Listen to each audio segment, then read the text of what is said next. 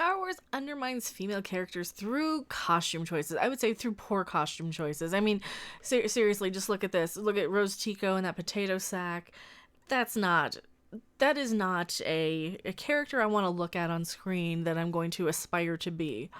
And I know it has nothing to do with the actress. She's a sweetie. I'm sure she's awesome. I'm talking about the costume. It's frumpy. It's not pleasant to look at. We like to look at pretty things. There's a reason why I don't, crawl out of bed first thing in the morning or 1 in the afternoon. There's a reason why I throw on a little bit of makeup. I try and put a little bit of an effort in, Sometimes I'm like a month behind on my roots or whatever, but still, I don't want to look like Rose Tico. I don't want to be like Rose Tico. Same thing with Vice Admiral Holdo and the ball gown and the and I even have dyed hair. I even have wacky hair.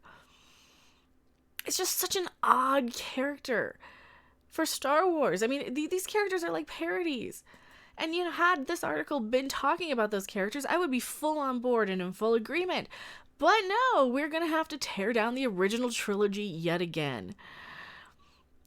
And also, hello everyone, I am Mecha Random 42, your favorite YouTube harpy, and strong women become sexualized and romanticized as a sci-fi saga progresses.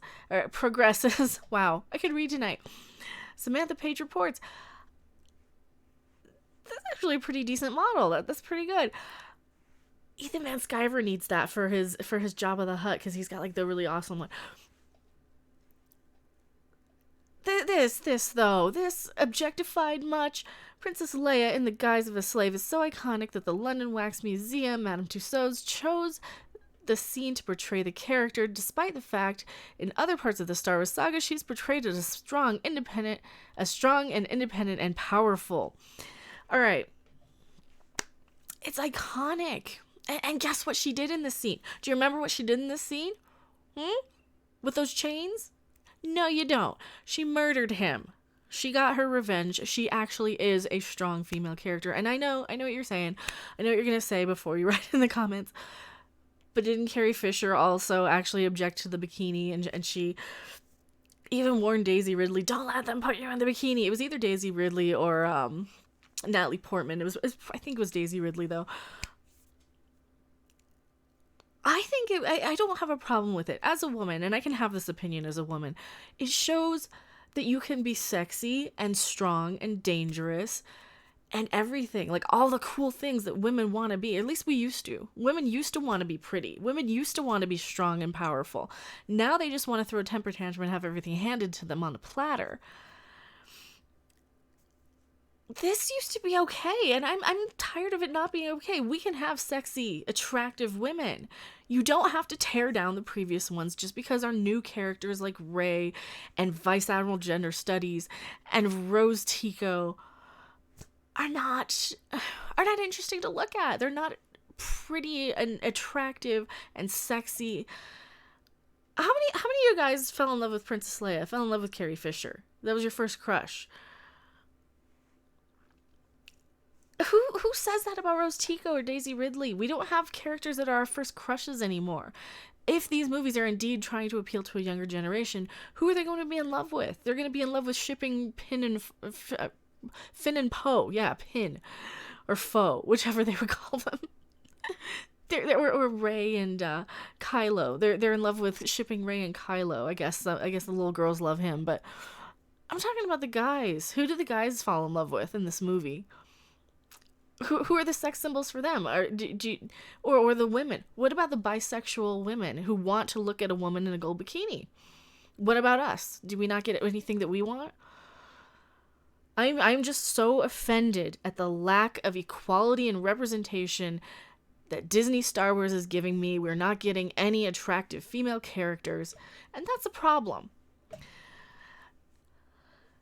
The metal bikini worn by Carrie Fisher in Star Wars Episode 9, Return of the Jedi, is an iconic piece of Hollywood history. It's also obvious objectification. Suck a dick.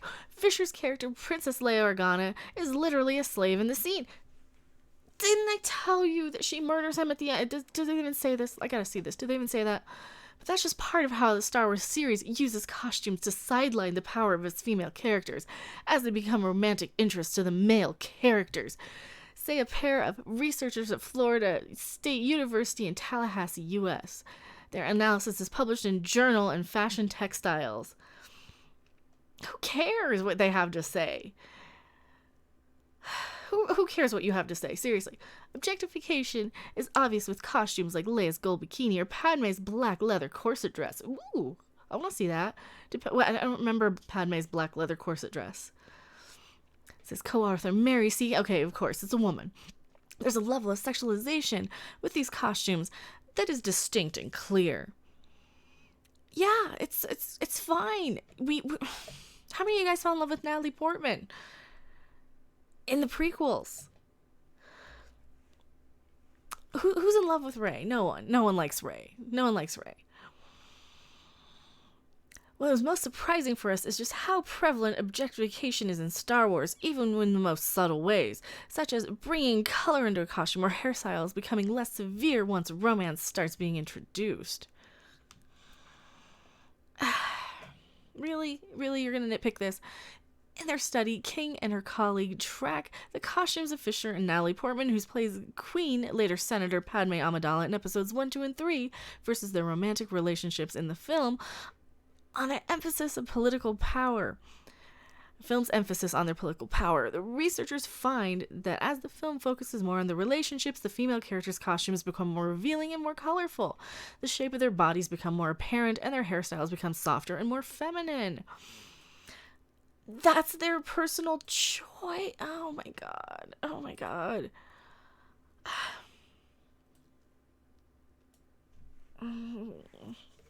They point out costumes do not necessarily have to change because the characters are entering into romantic roles, so the alterations represent the male gaze, valuing the female characters as erotic objects to the audience and in the plot rather than as characters. No! That is character! Erotic objects. You're supposed to fall in love with these characters.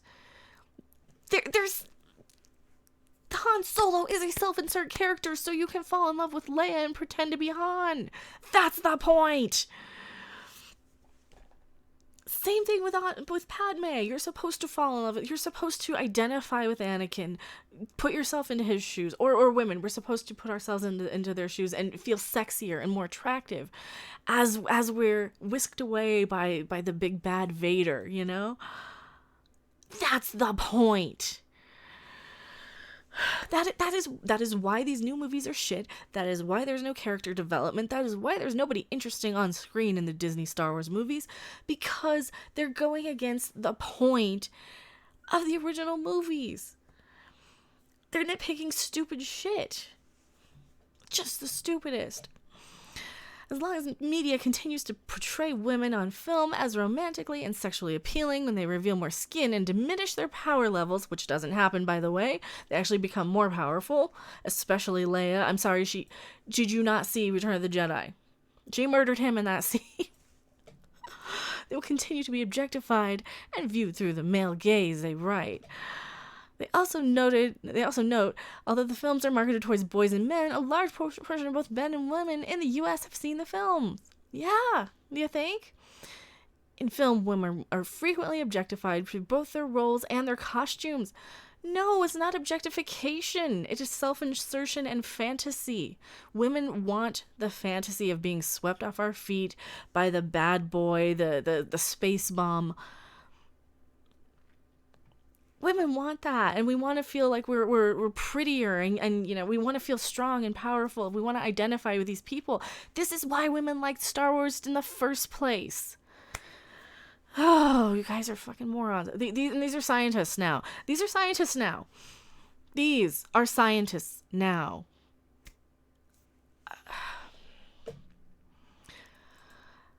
Yet films also have the opportunity to send a message that a woman does not need to reveal or change physical aspects of her body or have a power diminished in order to be appealing to the other characters or the viewing audience. But she has to at least be pretty and something that we want to look at.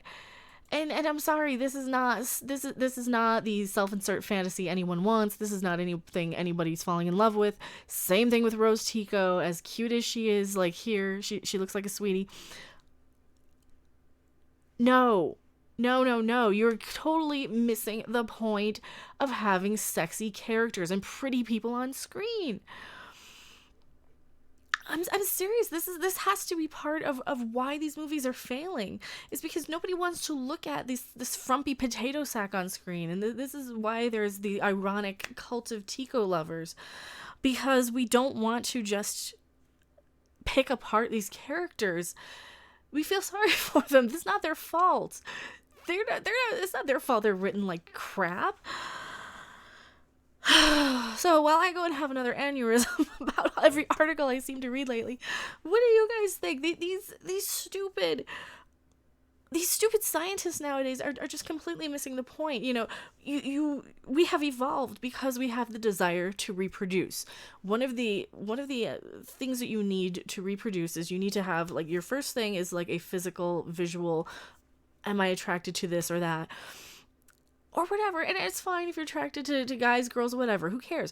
The point is you have this biological desire to breed, and you are drawn in by visual, you are drawn in by, you know, how well somebody can take care of themselves, health reasons, which is why you see like the more fit body types tend to be the more desired, because evolution and years of biology and evolution have said we want to be with somebody who's going to be alive. You know, we don't want somebody who looks sickly, somebody who's like morbidly obese, because we want somebody to be alive to reproduce with. That is how evolution works, and it's fine and dandy and cute that we're going through this phase of a bunch of little children who are so selfish they need to see themselves on screen. It's cute. I'm tired of it. Are you guys tired of it? Like, these kids really need to grow up, learn some evolution, learn some science, learn some sociology. Seriously, some psychology. Learn some of the basics. And then you can understand a little bit more of why we want pretty people on screen. We want fit people on screen. We want healthy people on screen. It is because to be more visually appealing, to be more engaging. And is not taking away anything to show a woman in a bikini, especially when she's as badass as Leia. At least for me, I never felt embarrassed that she was. I'm more embarrassed that Rose Tico's on screen, to be honest. Like, oh my god, that poor thing. That poor girl. Excuse me, microphone. That poor girl. You know? But yeah, tell me what you guys think in the comment section below. I am just stunned. I'm stunned at the world. I am Mecha Rant 42. I will see you guys on the next live stream or video. It is okay to be sexy and attractive. Bye! Thanks for watching. If you liked it, make sure to hit that like button. And if you want to see more, don't forget to subscribe. See you in the next video. Bye!